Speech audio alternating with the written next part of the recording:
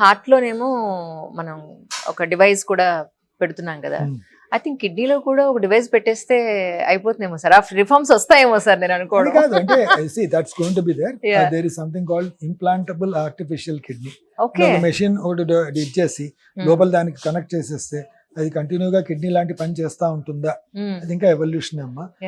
ఇంకా ఇప్పుడు ఇప్పుడు ఇప్పుడు ఎలాన్ మస్క్ ది న్యూరో చిప్ ఉంది కదమ్మా, దే హావ్ ఇన్సర్టెడ్ సమ్ అవును, ప్లాన్ అవును. And there is an improvement in their actions and correct, there correct. అలానే there may be something which comes up most of the time. కానీ ఇప్పటి వరకు technology ఎక్కడి వరకు ఉండిందంటే ఉన్నదాన్ని స్టిమ్యులేట్ చేయడానికి పనికొచ్చిందే తప్ప ఉన్నదాన్ని రీప్లేస్ చేయడానికి రాలేదు.